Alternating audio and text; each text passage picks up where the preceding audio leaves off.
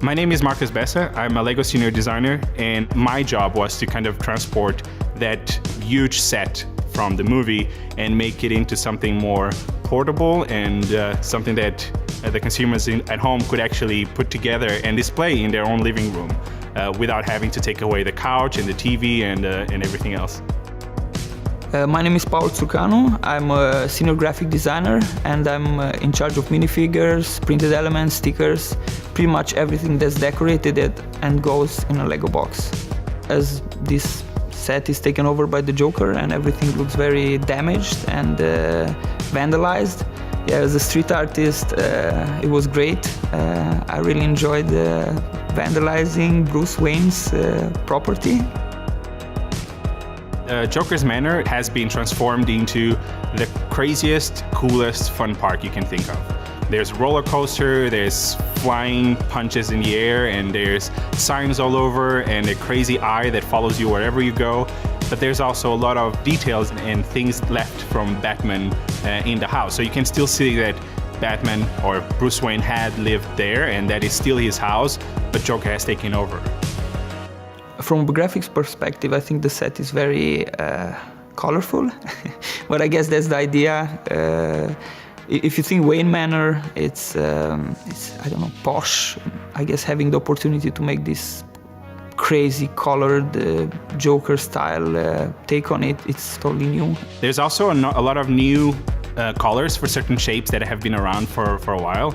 Especially in the facade of the building, there's a lot of new lime green parts and some new plates in pink and purple shades, some dark green, really nice parts that I know that LEGO fans love. Hardcore fans will love the new track elements that come in this product. We created a bunch of new elements to create the roller coaster around the building, and I know that there's a lot of people out there that will take this to a whole new level and create the craziest rides possible. When I was a kid, my number one toy was always Lego. I spent most of my time building and taking apart and building again. It was pretty clear to me and to the people around me that this was something that I wanted to carry on as I was growing up. Eventually, when I was in high school, I started talking about the idea of actually becoming whatever job title the people that were working at LEGO had. My teachers would suggest that I should study something related to design. But then on the other side, I had my family pressuring me to actually study something related to sciences and something that could give me a more steady and stable job. So I ended up actually following that path and studied computer engineering.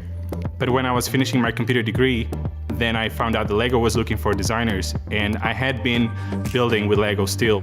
So I decided to actually apply for the job, even though I didn't have a design background. And the fact that I had experience with the bricks, and I had, I guess, a good eye for creating these models, LEGO actually ended up offering me a job, and 7 years later, I'm still here and still loving it.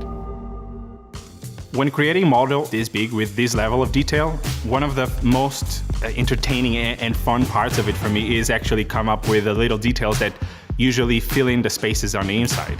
I love to actually come up with small, smart builds, unexpected ways of using the bricks, things that I hope that in the moment that the builders at home are actually putting it together, they get that moment of, oh, I didn't see this coming. In particular with this model, I had a lot of fun coming up with the build of the piano and the fireplace with some really nice, interesting sideways building, always trying to come up with new uses for bricks and just using shapes in an unorthodox ways that would sparkle inspiration and creativity on the builder at home. As a builder, the inspiration comes often from many different places. If I am working on a product line like LEGO Superheroes or any other IP-related product, I often take inspiration from that IP, whether it's reading comics, watching cartoons or the movies, sometimes even reading scripts because the movies are not even made yet. When it is about creating something that hasn't really been created before, then I try to just keep updated with everything. Just be open to the world, and then most of it will be inspirational at some point.